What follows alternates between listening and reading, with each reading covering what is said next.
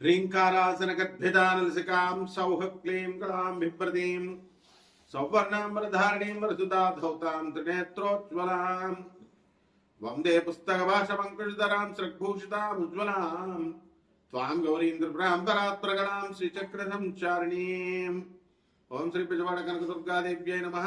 श्री दुर्गामल्लेश्वराभ्यां नमः। ओं श्री गुरुभ्यो नमः। మనకి గోలోకం వెళ్ళలేం. శ్రీకృష్ణ పరమాత్మని రాధాదేవిని అక్కడ మనం చూడలేం. కొన్ని కోట్ల సంవత్సరాలు తపస్సు చేసినా సరే గోలోకం వెళ్ళలేం మనం. అలాగే బ్రహ్మలోకం వెళ్ళి బ్రహ్మదేవుని కలవలేం. మరి విష్ణులోకం వెళ్ళి వైకుంఠం వెళ్ళి విష్ణువుని కలవలేం. కైలాసం వెళ్ళి శివుణ్ణి కలవలేం. అందుకని ఇక్కడున్న అమెరికాకి వెళ్ళాలంటేనే బోల్డ్ డబ్బు, బోల్డ్ వ్యవహారం, 24 గంటల విమాన ప్రయాణం. విమానం ఉంది కాబట్టి, విమానం లేకపోతే ఎలా వెళ్తాం? అసలు వెళ్ళలేం కదా. ఆ విధంగా ఈ యొక్క బ్రహ్మ పదార్థాన్ని అంటే దేవుణ్ణి, ఆ భగవంతుడు గురువు కాబట్టి మనం కలవలేము ఆయన. అందువలన గురు రూపములో ఆయన మనకి భూమి మీదకి శ్రీకృష్ణ పరమాత్మగా అవతరించాడు. రాముడిగా మనకి అయోధ్యలో పుట్టాడు. శ్రీకృష్ణుడిగా మనకి మధురలో పుట్టాడు, గోకులంలో పెరిగాడు. ఎంత క్లియర్ కట్గా మనకు అయోధ్యలో మనం గుడి కట్టుకుంటున్నాం, భక్తులు వెళ్తున్నారు, రామనామ జపం చేస్తున్నారు, ఇక్కడ కృష్ణనామ జపం చేస్తున్నాం. మనం భూమి మీదే ఉన్నటువంటి బృందావనంలో రాధాకృష్ణుల మీటింగ్ పాయింట్, లవర్స్ స్పాట్, వాళ్ళిద్దరు కూడా నిధివనంలో కలిసేవారు. ఇవన్నీ కూడా వాటికి సింబాలిక్ రిప్రజెంటేషన్స్. మనకి ఇప్పటికి కూడా మనకి ఈ నిధివనము, ఈ బృందావనము ఇవన్నీ ఉన్నాయి. మరి చక్కగా అసలు భగవంతుడిని మనం కలవలేనే కాబట్టే ఆయన మన మీద ఎంతో కరుణతో భూలోకానికి వచ్చి రాముడిగా కృష్ణుడిగా మనకు బోధించి, ఇలా మానవుడు ఇలా బ్రతకాలని రాముడిగా చూపించి వెళ్తే మనమేం చేస్తున్నామండి?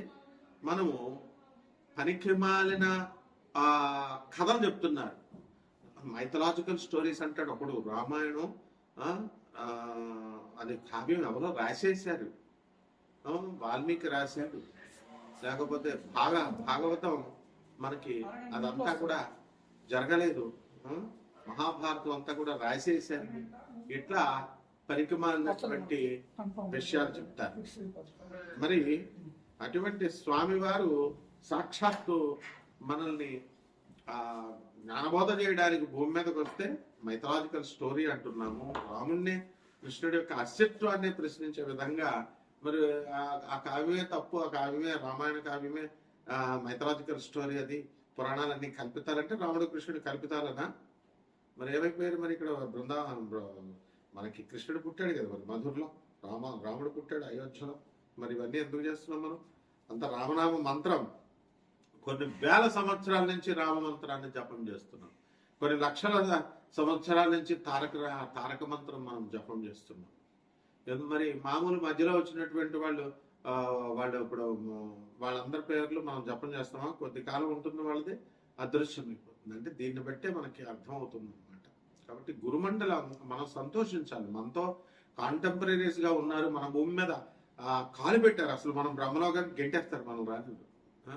అటువంటిది మన భూమి మీద ఆయన స్వామివారితో మనం ఉన్నాము అనే కృతజ్ఞతాభావంతో వారు చెప్పినటువంటివన్నీ కూడా నేర్చుకుని మనం ఆదర్శవంతంగా బ్రతకాలి. ఇది గురుమండల వ్యవస్థ బాగున్న వాళ్ళకి అర్థమవుతుంది.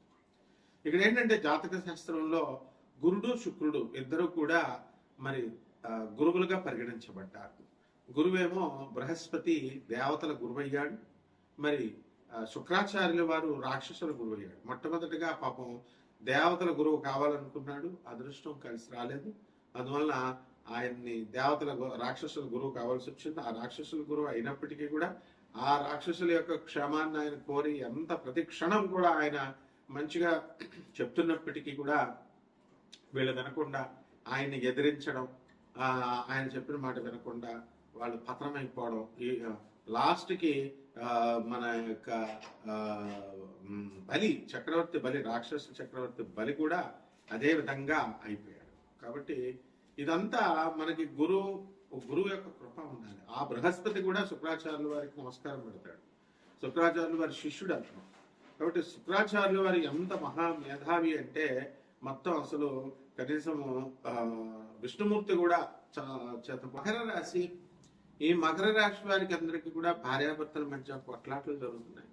అన్యోన్యత లోపము కొంచెం ఉంది, మిస్అండర్స్టాండింగ్స్ అవన్నీ కూడా వచ్చినాయి.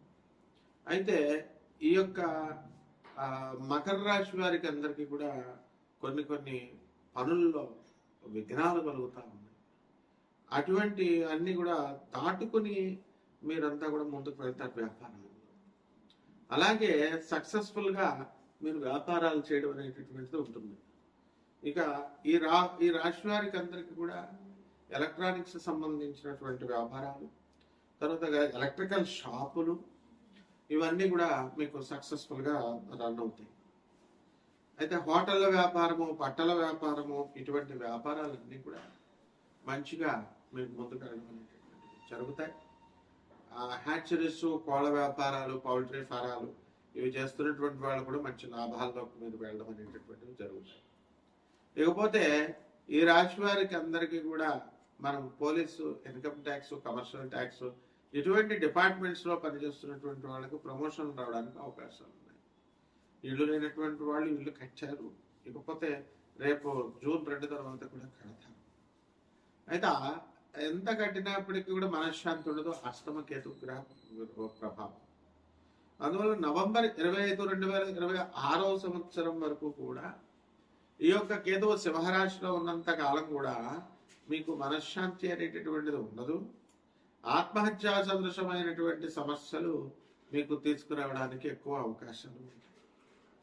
కాబట్టి ఈ రాశి వారికి అందరికీ కూడా మనం ఎన్నో కొత్త పనులు మనం సాధించుకుంటూ వెళ్తాం అన్నమాట. కాబట్టి ఈఎంఐకి మీరు కట్టుకోవడము ఇవన్నీ కూడా జరుగుతూ ఉంటాయి కదా. ఇక కొత్తగా పెళ్ళైనటువంటి వాళ్ళంతా కూడా ఫిబ్రవరి 1 వరకు 2026 సంవత్సరం వరకు శుక్రం మూఢం ఉంది కాబట్టి వీళ్ళు కాస్త అన్యోన్యత తక్కువగా ఉంటుంది, కొత్తగా పెళ్ళిళ్ళు చేసుకోకూడదు. అలాగే ఇతర ఆ తారీఖు దాటిన తర్వాత మోస్ట్ రొమాంటిక్గా ఈ యొక్క జాతకం అనేటటువంటిది ఉండడానికి అవకాశాలు ఉన్నాయి. అలాగే ఈ రాశి వారికి అందరికీ కూడా క్యాంపస్ ఇంటర్వ్యూల సెలక్షన్స్ ఇవి రావడానికి అవకాశం ఉంది. పరిహారాల దగ్గరికి వచ్చేసరికి కేతు జపం చేయండి, కేతు స్తోత్రాలు చదవండి, కేతువుకి కిలోంపావు వలవల్ని ఆవుపేట రంగు ఉన్నటువంటి వస్త్రాలు ఇచ్చి పేద బ్రాహ్మణులకి సోమవారం నాడు ఉదయం 7 గంటలకు దానం చేసుకోండి. అలాగే దశమహావిద్యల్లో ఒకటైనటువంటి ధూమావతి అమ్మవారి యొక్క మంత్ర జపాన్ని, అనుష్ఠానాన్ని మీరు చేసుకోవడం ద్వారా బ్రహ్మాండంగా